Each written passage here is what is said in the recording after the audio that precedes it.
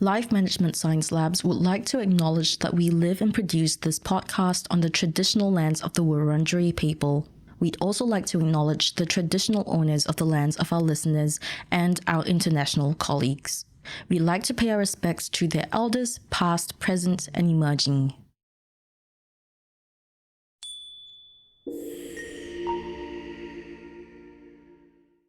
Hi, and welcome to Self-Improvement Atlas, the Personal Science Insights podcast produced by LMSL, the Life Management Science Labs. We are champions of life management science, providing structured insights informed by science and inspired by practice on key aspects of conscious living. Each week, we bring you scientific and practical insights on each element with the expert knowledge of professionals in the field. I'm Marie Stella, your host from Melbourne, Australia. Let's start the show. Welcome back to Self-Improvement Atlas, the Personal Science Insights podcast. In today's episode, we're exploring the world of online communities and educational spaces, examining how they shape and nurture our identities. And in an age where digital interactions are increasingly central to our lives, understanding the impact of these virtual environments on our sense of self is paramount. How do online communities influence the development of our identities? Can educational spaces serve as a platform for growth and self-discovery? All these questions and more will be answered today with the guidance of Instructional Systems and Learning Technologies Professor, Dr. Vanessa Dennen. Hi, Vanessa. It's lovely having you on the show. How are you going?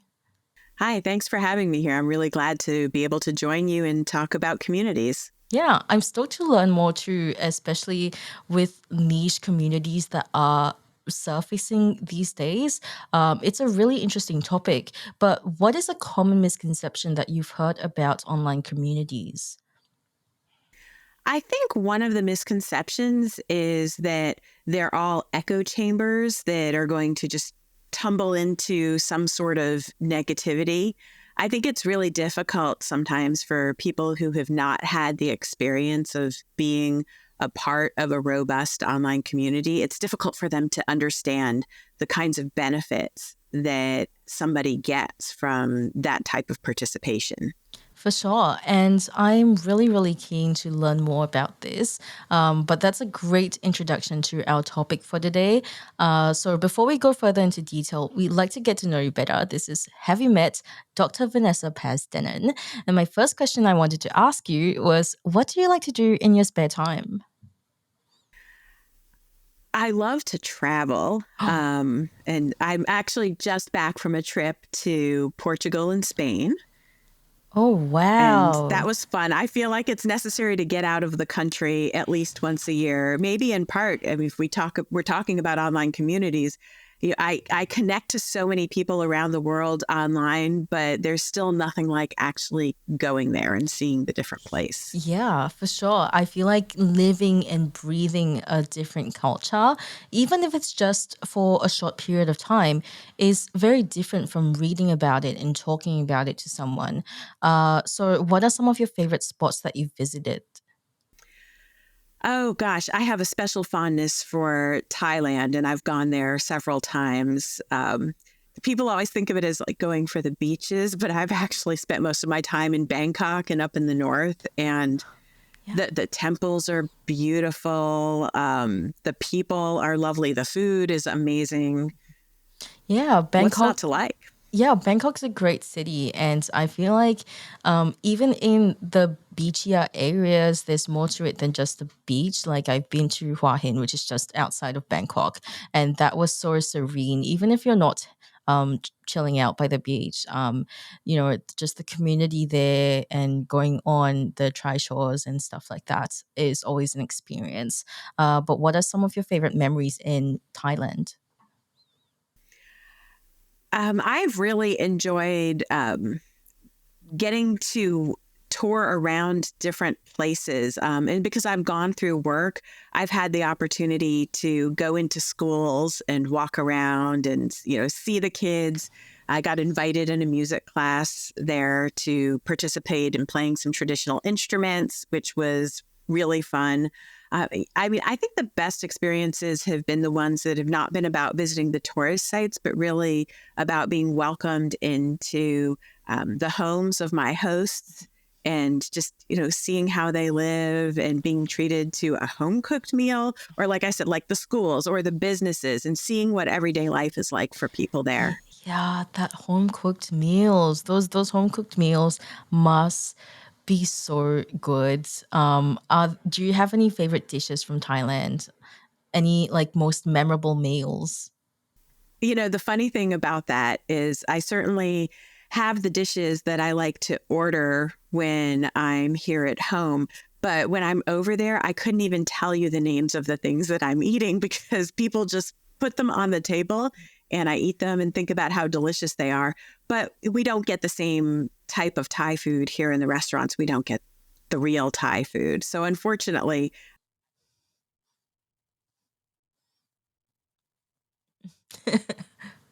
Yeah, for sure. And I feel like with Southeast Asian menus as well, they are so extensive to the point where, like, even for me as a Southeast Asian, it's hard to keep track of what each restaurant has.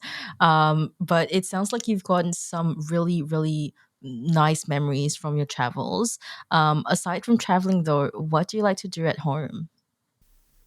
oh, at home, I'm a pretty voracious reader. So when I'm not reading for work, I'm reading for pleasure, and when I'm doing housework, I'm usually listening to an audiobook. And I'm a big Pilates devotee. I've been doing Pilates for about 25 years, and I make sure that I'm out there at the studio like 5 or 6 days a week because that's just something that makes me feel good every day. My body, my mind, it just kind of resets the day. And I also like gardening because it's a Oh, combination of being outside and I feel like it's adding a little bit of beauty to the world. yeah, and not only that, gardening, just the process of it is very therapeutic and calms you down a little bit, helps you slow down. You have to wait to see your fruit bear. But with regards to books, are there any genres that you find yourself leaning towards or reaching out more for? More recently, I've been reading a bunch of thrillers, and I think that's because, in terms of viewing, I got really into watching Nordic noirs. And so I've tried to shift over to try to find some of that in a book as well. Yeah, I've heard some great things about Nordic noir films. Are there any in particular that you recommend, especially for people who are looking for an easy entry point? Oh gosh, I've been watching, or I have watched a number of the Nordic Noir series. I think that the bridge, so the original version that was set up with the bridge that's going between Copenhagen and Malmo, Sweden, which I got to visit and actually travel on the bridge, which was so amazing after seeing it. Yeah, that was really cool. That's a pretty good entry, I think, into Nordic Noir. No way! You got to visit that spot. Yes, yes. Oh, that's impeccable. Tell us more about that. I was going for a conference. And I was actually traveling to a conference that was in Estonia, but it just so happened that it was a really difficult place to get to from here. So I figured out that it made more sense to buy a plane ticket from Florida to somewhere, right? I had to figure out where. Was it going to be London? Oh, I'd been to London before. And then somewhere then I could make my way over to Estonia easily. And I would spend a couple of days in the other location. And so I just settled on Copenhagen as the place. And in the time frame that I had done that, then I just randomly started watching the bridge. And I realized that that was the bridge that went from Copenhagen across to Malmo. And I thought, oh, when I'm there, I am going on that bridge. No kidding. So yeah, there's a train that you can take that goes across it, and it gets featured at some point in the series as well. And just getting to walk around and kind of see the views from either side of where you've traveled, and lining that up a little bit with what you've seen on TV. It's a pretty neat experience. It definitely is. I can't say that I've had that same experience in the sense of like this was not the most planned out coincidence. It wasn't completely spontaneous, but it wasn't completely planned out either. It was kind of very much a coincidence and like out of convenience as well, which is such a nice occurrence for that to happen. I can't say that I've had the same experience ever. Like the closest thing I've had to your experience, and I'm assuming that when it's like how your process was of stumbling upon it, kind of via accident, and also just this is actually where this was at. The closest thing I've had to that was like going to Warner Brothers Studios or something and seeing the Gilmore Girls set, and that was so liberating and just awe-inspiring for me. I can't imagine what it must have been like for you to get to see that place in person. Oh, it's wonderful. But now I'm a little envious. You got to go on the Gilmore Girls set. I would love that. It wasn't that much. Like, it was great, but I feel like something more organic like yours would but I guess like two different sides of a coin, right? Like, the grass is greener on the other side. I would love an organic experience of almost stumbling across like a bridge that I saw in a film that I really liked. Whereas, it's always a nice experience to go see the Warner Brothers Studios, I guess. Like, Well, I think that films, TV shows that are not shot in a studio but out in an actual location, that's when they feature the iconic buildings, and they show those wide shots of the city. It's all about making people connect with that location, and we get excited when we see something that's familiar. So that's got to be why they do it. I mean, when I was over there, I'd also been watching the series Borgen, which is set in the parliamentary buildings in Copenhagen. So, of course, I was like, oh, I've got to go over and see those buildings and like walk through the passageways I was walking through at daylight, but there had been scenes in the show that were dark and in the shadows, and you could see the same passageways. And there's a little bit of excitement about being there in the real spot. For sure. I share that with you, and I'm just living vicariously through you with having that experience of I'm highly envious of you. I guess we are both envious of each other then. Yeah, I think, oh gosh, it would be, my daughter would love it. I think if we watched Gilmore Girls together as a series. And so if we got to go see it, the whole mother-daughter thing in the show. And so a mother-daughter thing of going to see the set, that would be fabulous. That would be actually so sweet. I think now you kind of have to plan an outing to the Warner Brothers Studios. Now that I guess I do. Yeah. All right. I have contributed to your daughter's birthday gift for next year or the coming years. You're very welcome. But thank you genuinely for sharing about yourself a little bit. I feel like we got to know you a bit better. Now I'm moving on to the interview section, if you're okay with that. All right, perfect. So the first question I wanted to ask you, this can differ from person to person, but what is your opinion of what personal development is? I think personal development is all about recognizing that we as human beings are continuously changing and evolving, and being conscious about that process and taking time to reflect on that process is part of our personal development. We are going to grow and evolve whether we do it intentionally and whether we reflect on that process. So I guess what I'm trying to say is that I think it's all the sweeter when we take those extra moments to have that intentionality and to have that reflection about it. But you can't stop it from happening. Yeah. You can help shape it. I think you hit the nail on the head right there. But with respect to what we're discussing, what is the definition of online communities? What are some examples of them, and how do they contribute to our personal development? Well, I mean, online communities, first, I have to say that community has become one of the most overused and abused words out there. I think because the word has a feel good sense about it.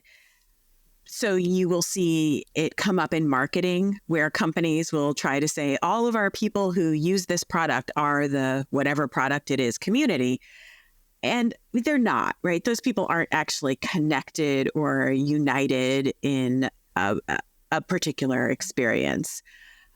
But there are so many communities out there, physical communities, geographic communities, online communities, where people who have something in common find each other and congregate around that thing, and they manage to discuss it. That can be so highly valuable to our personal development because it lets us know that we're not alone in the world. It lets us develop alongside other people who may have more experience or more knowledge in one area than we do, or just be able to support us in that area. And you can flip that around and say that there are also areas in which we will have more knowledge or different experience from others. So we're simultaneously giving and taking, and that's what gives life to the community itself. But as individuals, we all get value from both taking from the community and the opportunity to give, because that's something that helps us. It validates our experiences. It helps us feel better about ourselves.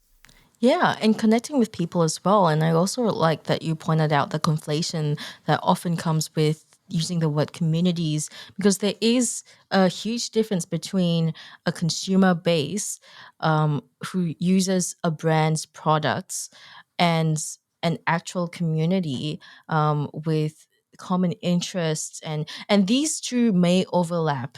Like the consumer base may have people within the same communities, but ultimately they are two very different things. But how does using and engaging in these online communities affect the shaping of our identity? Whenever we join a new group, we become a member of a group, we have to present ourselves to other people. And that makes us think about, like, who am I? How are other people going to perceive me? How do I want other people to perceive me?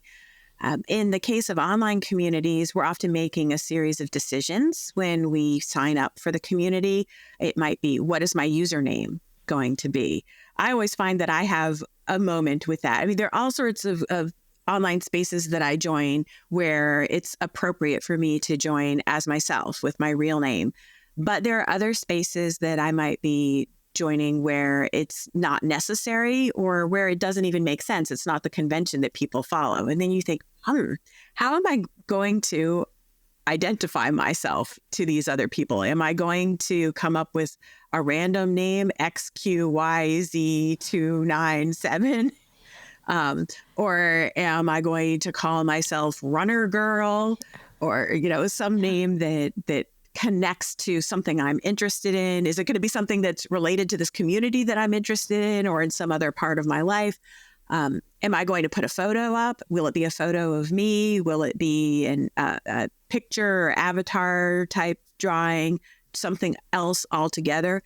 Am I going to go in the absence of that, which also communicates things about my identity? You might think, well, does this person not care to share what they look like, or are they afraid to share what they look like? If you've got a profile to fill out and it's prompting you to put different pieces of information about yourself, you have to decide exactly what you're going to provide for each one. I mean, I still think about the early days of Facebook. You would get on there and it would ask you, what is your relationship status? And you can still fill that out, but it's not as prominent as it was during the early days. Are you single? Are you in a relationship? And then there was it's complicated. People used to talk about that. What does it's complicated mean? And that's all communicating somebody's identity just by their mere presence in the location before they've even contributed anything to the group. Yeah, I really like that you point out even that small step requires this level of self reflection that a lot of us who are used to putting ourselves online and on social media kind of neglect to remember. It is such very much a part of our process now when it comes to digital stuff. And but every step of the way, especially if you reflect from like 2 years ago till now, if you have changed quite a bit in your identity, the chances are that the way you present yourself would be different. And that might be the username for some people, that might be the profile picture for some people, that also might be the status that you put there for some people, or the bio that you put there. So it's really interesting to reflect on these things as well. And that very much is partially a representation of who you are as a person, where you are at with your identity. But for people who aren't yet very like well into the online community, how can they go about seeking one? What are some platforms that you would recommend using? I would actually recommend that the first thing somebody does is just get onto Google and start doing some searching and seeing what comes up. I mean, you could get on, I would say, Facebook if you're comfortable being on Facebook, and not everybody is, and with fair reasons. You can get on there and do a search because you can find groups on there for just about anything. But there are groups on pretty much any social media platform. And then there are other groups out there that are using different tools. Some of them are still relying on older bulletin board systems, or they have some sort of homegrown community space that can connect people. And again, there's truly something for everyone, or multiple somethings for everyone that's out there. Yeah, I think I've seen actually on Google that there are tons of very, very niche forums out there for every little interest that you might not even think there is an online presence or online community for that. But if you haven't searched for it, you would know. If you search for it, like it doesn't even take that hard of work, or that much effort to really find these niche communities or forums. It really just takes a few keywords, maybe trial and error a little bit, and something might pop up that is very much to your liking. But before going into these online communities, are there any risks associated with attempting to form your identity through them? Is there a potential to kind of lose yourself in the online community? I think whenever we're going into a new space, it's wise to try to be intentional about it, think about how we're putting ourselves out there, thinking about the ways that we might be making ourselves vulnerable to other people. And if that has the potential to cause us discomfort or harm, then we might want to think about ways that we can try to mitigate that. And that's why in any number of online groups, online communities, people have the convention of coming up with a username that is not part of their real name.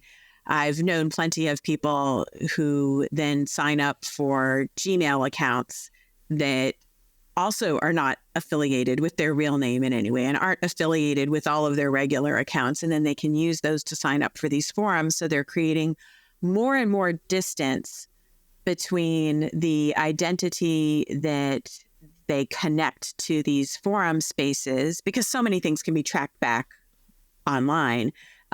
So creating the distance between that and, let's say, their professional identity or their personal identity that connects them to their family and friends, if perhaps this online community is touching on a subject that they don't want their coworkers to know that they're interested in for whatever reason. And people are funny like that, because there might be things that I think like, oh, that's a really personal topic. Maybe you don't want to blast out to the world that that's something that you are interested in. But somebody else might say, no, that's fabulous. I want the whole world to know about this. But then something that I think is perfectly fine, that's benign, they think is really personal. So there's no way of judging that for everybody. And there's this concept that is, I think, a really interesting one. When I learned the term that somebody else had given to it, I had a moment. I was just like, oh, it makes so much sense, right? And it's called context collapse. And we've all experienced context collapse. So when you have one context of your life and another one, and they've come together, we often have those moments where we're just like, whoa, the world doesn't feel quite right. And sometimes it's actually perfectly fine and it's a good thing, or it's interesting where we have like a group of friends from one part of our life and a group from another, and we want to bring them together. And other times it causes discomfort. Like I'm a professor.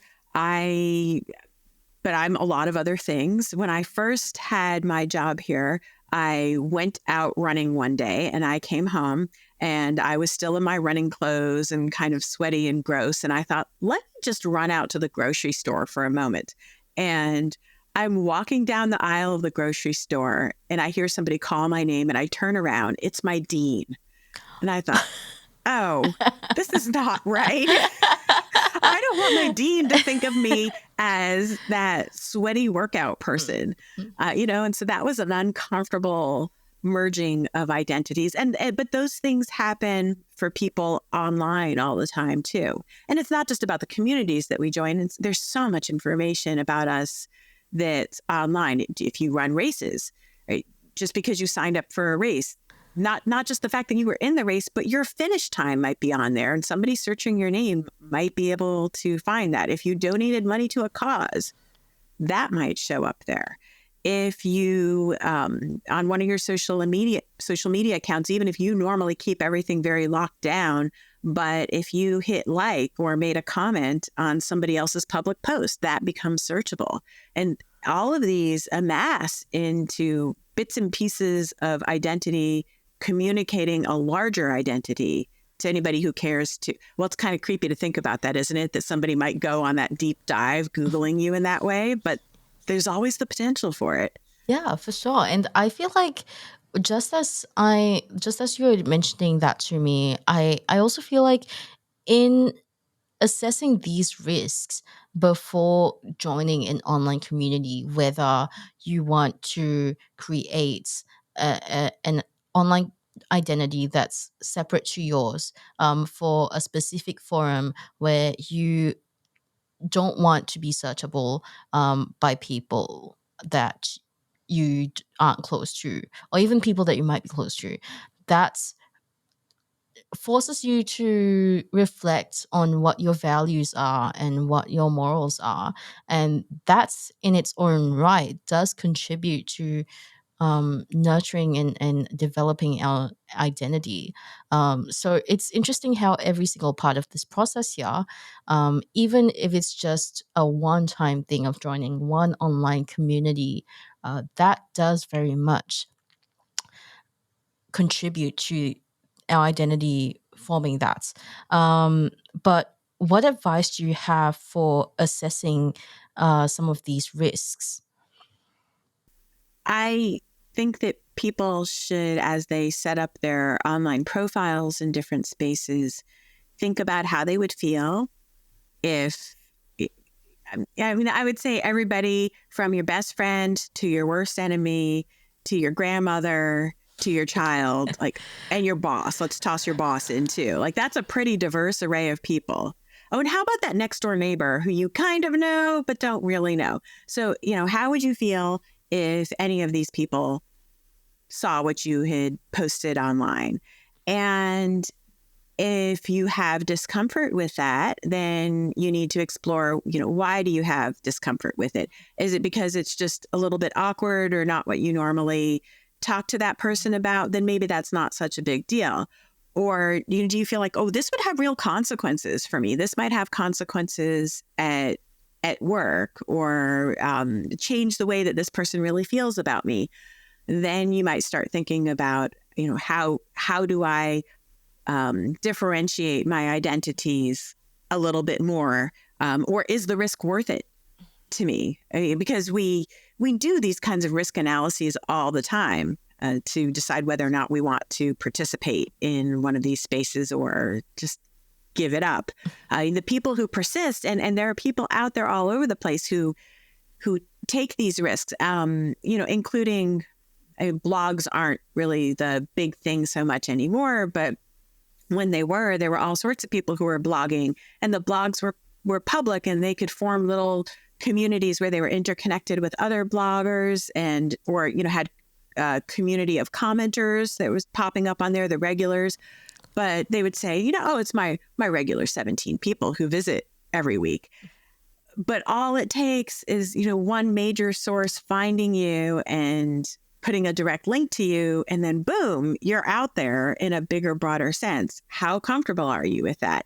So, keeping as many details as possible away from the public eye, if you're really going to be uncomfortable on that topic, is a good idea. There's actually a fabulous article by Michael Zimmerman that was looking at this case with Facebook in the very early days of Facebook when it was restricted to universities. And there was a data set, anonymized data set that was put out into the public sphere. But how anonymized is anonymized?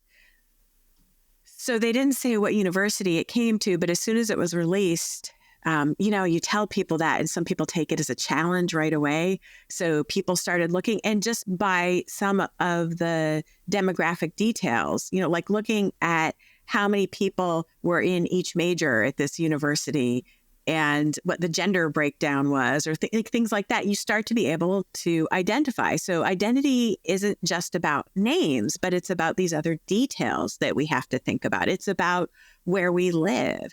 It's about the places that we frequent. So, for example, these communities of bloggers, I used to research them.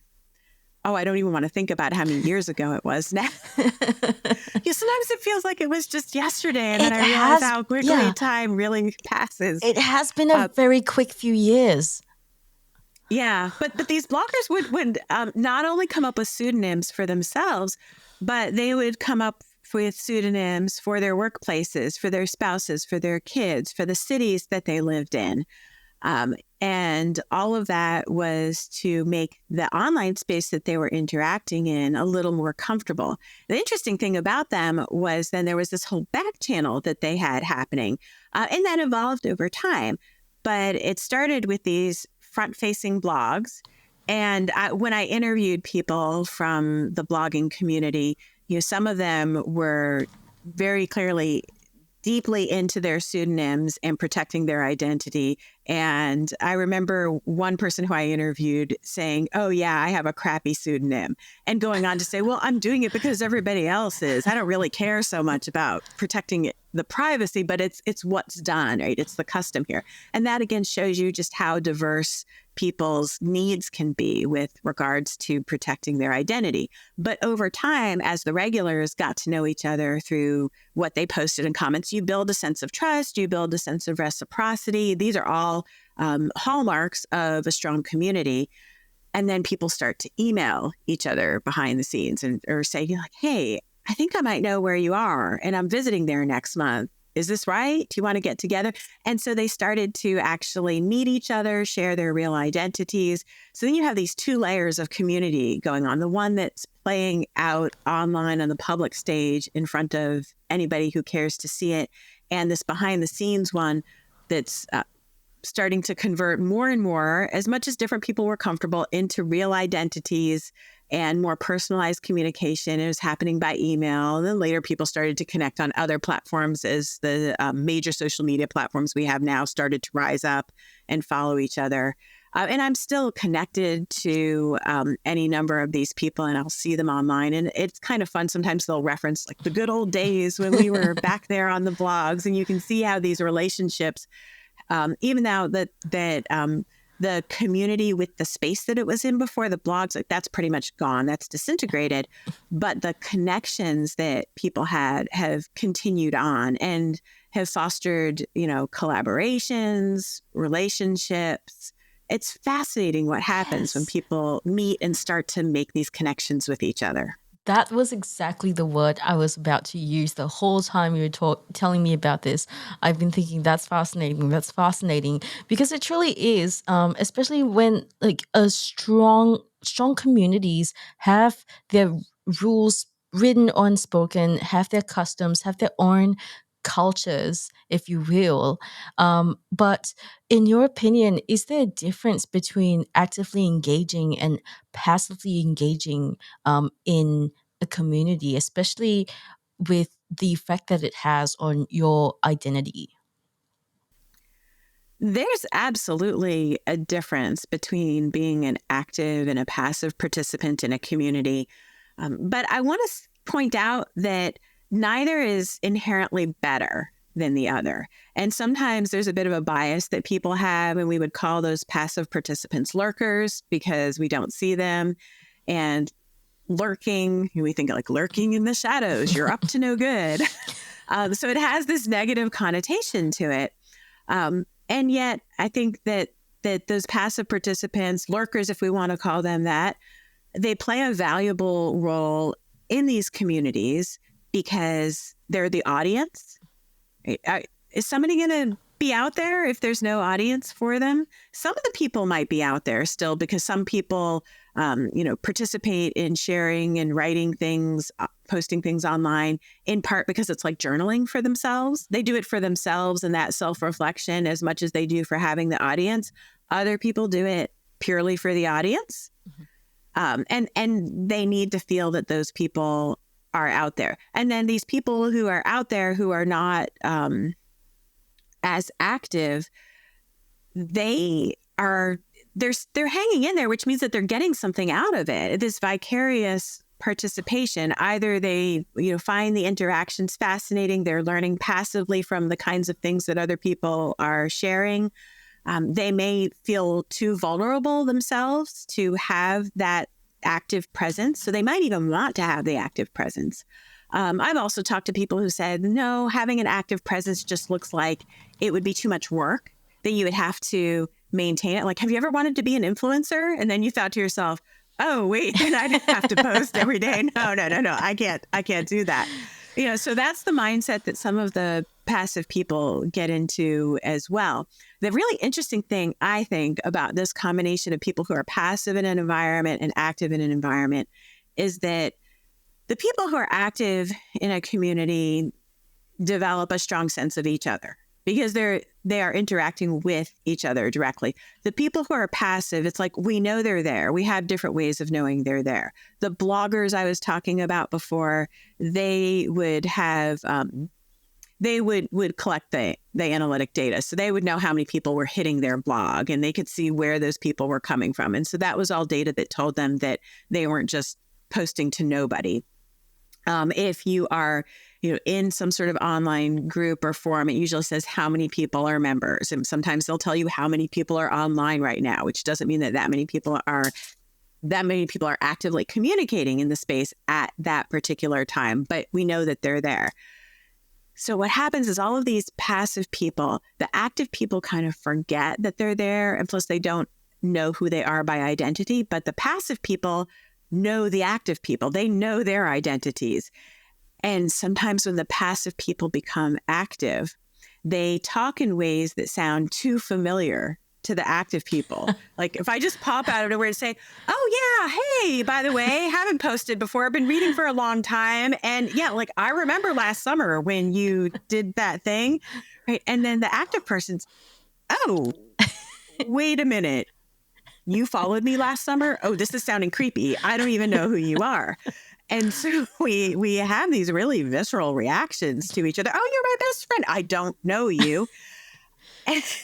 And it just challenges the way that we feel about each other. And that's when you see the tensions between active and passive. Yeah, that's really interesting that you point out the relationship there. It really reminds me of the celebrity fan or influencer fan relationship almost, where us as fans, we have been following this person throughout life and we know so much about their life. Just imagine walking up to a celebrity and being like, oh, I saw you in this really, really um basically obsolete film that you don't even remember filming anymore when you were like 6 years old, and you are not at all known for this by the general masses, but I watched it and it's been my favorite film to this date, and I loved all of this that you did, and then being like, oh, how did you know? I think it's got to be really weird to be a celebrity or an influencer. They must get used to it over time, but at least when they're initially doing this, it's got to be weird to have people coming up to them and talking with that kind of familiarity to them. Oh, yeah, for sure. And when you were describing what passive engagement and active engagement contribute to the community, it also reminded me that a lot of it has to potentially do with what the goals and lifestyles and needs of the community members are. Some people are genuinely not having the time to actively contribute to a community, but they wish to learn and be inspired by other people's creations or what other people have done, and they seek that information, or they look up to these active engagers, while the active engagers might wish for someone to bounce off ideas with, or get feedback from, and in that sense they have different goals, different needs within the community, with engaging with the community, to where it's really more of what which type of engagement would suit your needs and your goals. And I'm also really curious to know, what type of engager are you?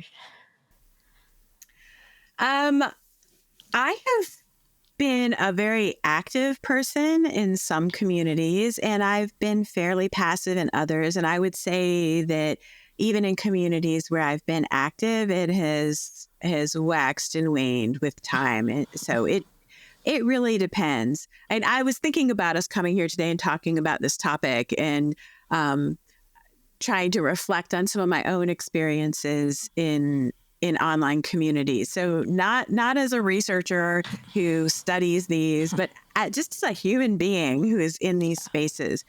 And one of my earlier experiences with online communities was in the late 1990s. I was just to show you like how niche the communities can get. I had fallen in love with these tiny little parrots called parrotlets. And I had one as a pet, and then I got a breeding pair, and I was learning how to breed them. And I found a listserv. I mean, think about an old technology there. I found a listserv that was a community of people who kept parrotlets. And I joined this group, and I didn't post all that often, but I was learning from everybody else. And that's a really important thing when you first join a community, is to not just jump in and say, hey guys, I'm here, and let the party start, but instead follow along and see what the norms of communication are. What's appropriate to ask, how do you ask it, when do you ask it, of whom do you ask it?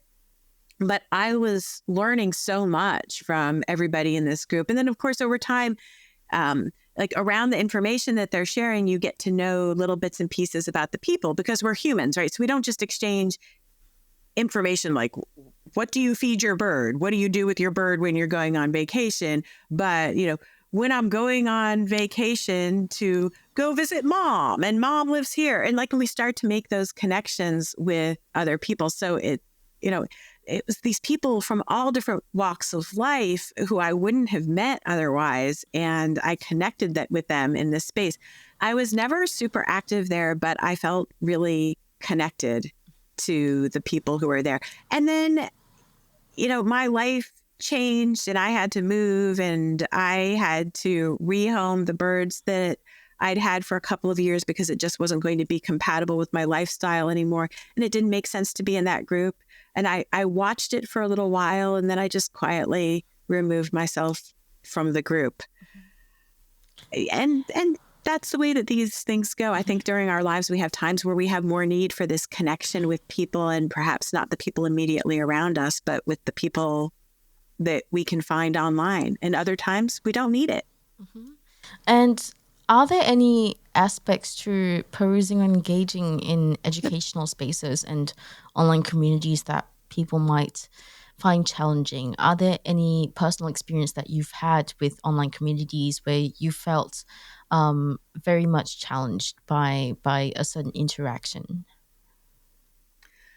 I think a couple of things can happen that can be a little bit challenging.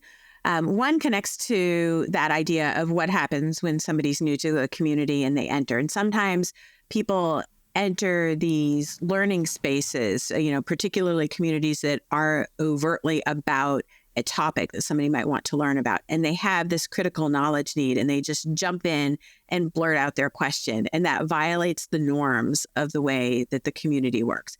And sometimes they might blurt out the question a little bit too bluntly or almost sort of like demanding that other people answer their question.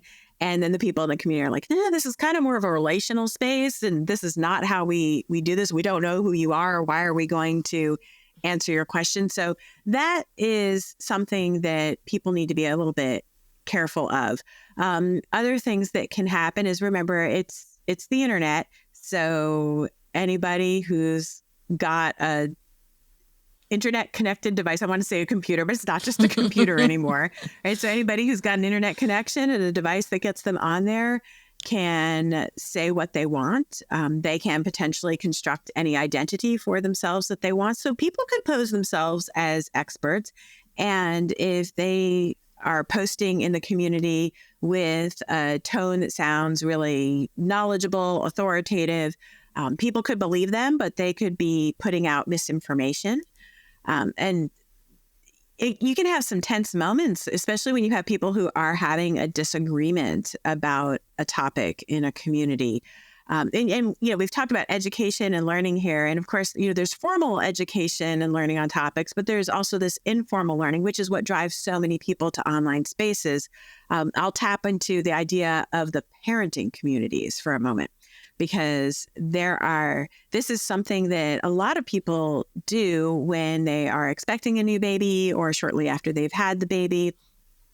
Right after you've had a baby, you're up in the middle of the night, you're all alone, you're scrolling on your phone, you find other people to talk to about parenting. And people have opinions. People have all sorts of opinions. Well, who's to say they're right or they're wrong? Actually, you could go to the bookstore and you could pull 3 different parenting books off the shelf, and 3 different renowned experts on parenting could tell you 3 completely different things. What are you going to believe? There's some real tension sometimes in online spaces around these kinds of topics. Yeah, for sure. And what advice do you have for navigating all of that? I think it's really important that people recognize where the information is coming from, and that while it's helpful, they need to figure out, what's the relative expertise of the people who are giving them the information, and what is the critical nature of the topic. It's one thing to be, let's stick with parenting for a moment. It's one thing to be asking people, do you think this outfit is appropriate for my child to get their school photo in or not? It's another thing to be asking them, at what point do I decide that my child's fever is so high that I need to go to a medical professional? Well, gosh, we probably shouldn't be asking the people of the internet that question. We probably should be calling the medical professionals and finding out that way. But a lot of people feel more comfortable just asking other average people on the internet. And, I don't want to take legal advice from people on the internet. And, lawyers, doctors, they would all have to tell you, no, they cannot give that kind of advice on the internet. But at the same time, I've had a problem with my car, and I started Googling, and sure enough, I find a forum. I'm going to say it was on Reddit, and it was clear that it was a community, but I was not part of the community. I was just jumping in to try to find a solution. So I was not active there because I didn't feel like I would be a user, and I didn't want to just be a user saying, hi, I'm here, I have a problem. Let me interrupt your regularly scheduled conversation so you can all tell me how to fix my problem. But instead, I looked at this amassed knowledge base that this community had created over time and saw, other people who have the exact same make and model that I have experienced this before. And here are some of the ways that they've tried to solve the problem. Now, that's not going to make me pop up the hood and go to do things, but it helped me figure out, well, who might I want to call to try to address this problem?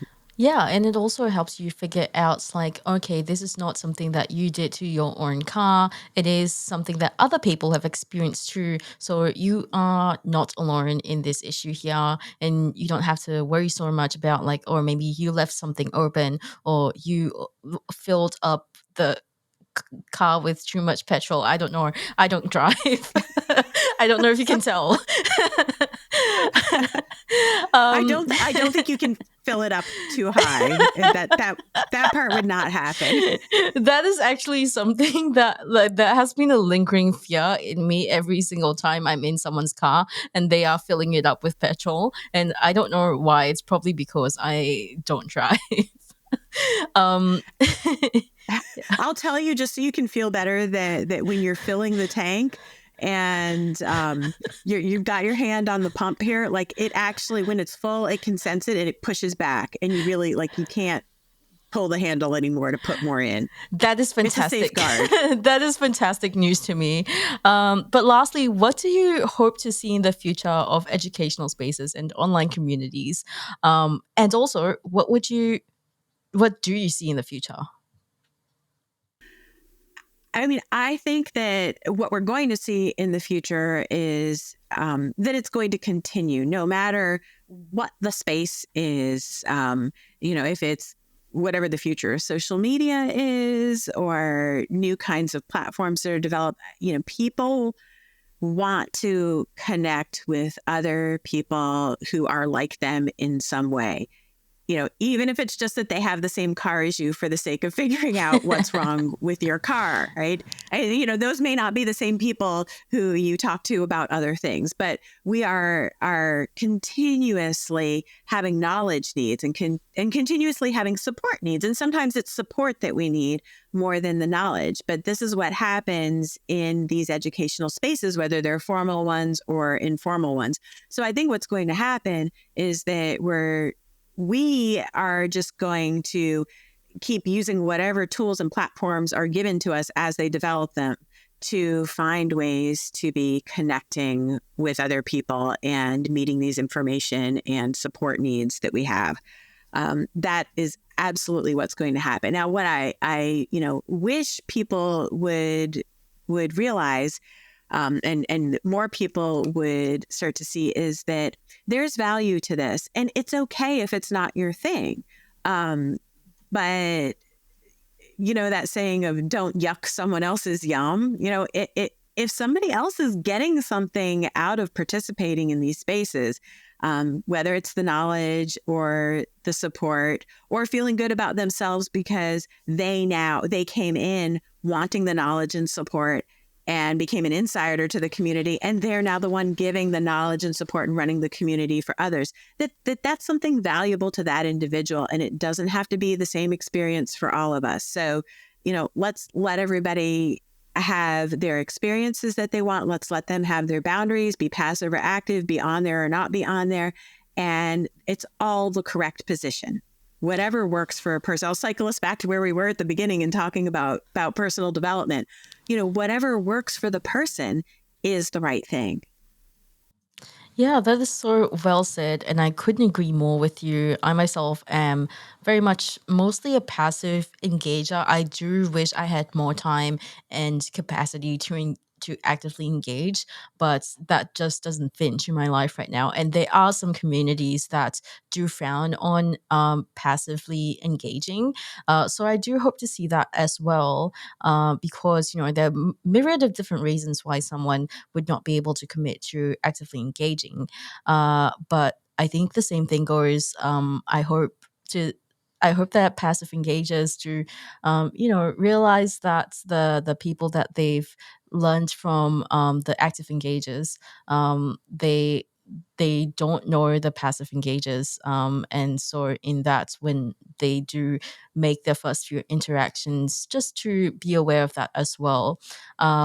So thank you so much for sharing your expertise and your personal experience with online communities as well with us, Vanessa. Now we're moving on to the open mic section, and this is your chance to talk about anything that you're passionate about. Doesn't have to be related to the topic, but if you want to, it can be. So the floor is yours. Take it away. All right. Thank you. Well, actually, what I'm passionate about, I think, is related to this topic. What I'm passionate about is better understanding and respecting youth social media use. And, I'll start by saying, yes, there are all of the negative ways that they could be using social media platforms, and there are all of the dangers out there. I'd also like to point out that fully grown adults suffer much the same and have their own negative behaviors on there and can fall to the various perils of online spaces. But I think that as adults, we're often really dismissive of youth and the things that they are doing in online spaces. And we could understand and respect that more and through coming to understand it, we could probably better support them and better educate them in their early experiences. Because in their earlier experiences, a lot of them are learning by experience and by getting burned or somebody really close to them having a negative experience, and that modifies their behavior. But I research teens and college students and their social media use, and it's not just frivolous, endless scrolling that's going on there. Even things, it's not so much the thing anymore, but a couple of years ago, it was all about having your Snapchat streaks, right? And think, what is that? Doesn't that sound really silly? Just every day you've got to maintain this streak. And I was talking to teens and they're like, yeah, it doesn't matter what it is. I might just take a photo of my shoes and send it to my friend. It says streak to make sure that I maintain the streak. But now, let's project forward into adulthood. There are things that you need to remember to do every day. Feed your dog. All right, the dog will actually make you feed him. I have a dog. He will hunt you down if you haven't remembered to feed. Water the plants, maybe not every day, every week, but or take your medicine, whatever it is. And they're learning that kind of self-regulation through that. They're learning how to read norms and to communicate appropriately in a particular environment when they're in those spaces. There's all the socialization that takes place with peer groups. And this is the fascinating thing that happens when I interview teens is we'll talk about what they're doing. And at first they'll tell me all about, their friends and the celebrities they follow and all of that. And as we dive a little deeper, I'll find out there are all of these things that they're learning online. And they'll say, oh, you want to know about that? I didn't realize you wanted to know about that. Nobody wants to know about that. They'll say, do your friends know about it? Oh, no, they wouldn't be interested. Do your parents know? Oh, no. They think whatever I'm doing on my phone, they see me scrolling and stuff. And they say, get off there. You're wasting your time. But they're not necessarily wasting their time. They can be learning so many things. And so perhaps if we didn't treat it from the start like you're wasting time and up to no good and it should be monitored and prevented and all that, and instead said, hey, what are you learning? What are you doing? Tell me a little bit about your world on there. And had conversations about our own experiences, some of the stuff you and I have been talking about today. Even here's how I manage my identity. How about you? Here's what makes me comfortable and uncomfortable. How about you? And we could have these really productive dialogues that would help everybody do a better job of operating in these environments. So that's my soapbox. I'll step off of it now. No, I do also want to hear more about, do you think that in educational institutions or primary schools from a young age, is there anything that we can do to, anything that we can incorporate into the current syllabus that will help as well with this move towards online educational spaces? Absolutely. I think that we need to see a major shift in how we think about and talk about online environments with our youth. And instead of kind of doing social media bad, protect your privacy, don't waste your time. Instead, talk about like, hey, this is complex, and you can understand that it's complex. And let's talk about what's good. Let's talk about what's not so good. Let's talk about the underlying skills that we need to operate effectively in this environment. So instead of coming from a perspective of gloom and doom and lock it all down and don't do all of these things, let's talk about how people use this productively in the world to accomplish all manner of goals. And, like, by the way, let me point out that maybe scrolling and entertaining for yourself for a while isn't so bad. Some of the people who are saying that's so bad, and then they sit there and watch TV for a couple of hours. What makes that inherently better? Mm-hmm. I'm not so sure that it is, but it's entertainment, and we all need that in our lives. Mm-hmm. Yeah, for sure. And I feel like there's also this kind of you're developing the children's or the youth's skills with critical thinking when you give them this information of these are the pros, these are the cons, this is what you need to be aware of on both sides, and give them the authority to make an informed decision. If you give them just the cons and they don't really know about the pros, the chances are, they're not going to be as informed about it either.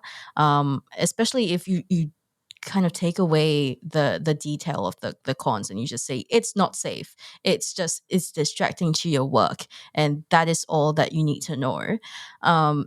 Chances are they are going to find some loophole around it because they're like, oh, what's this forbidden fruit? All of my friends are doing it too. And because you don't give enough detail about the risks of the internet, they are more likely to not be able to make informed decisions. So that's really interesting that you point that out about normalizing it and giving the youth this information from the beginning. And I really, really enjoyed our discussion today. It was so insightful.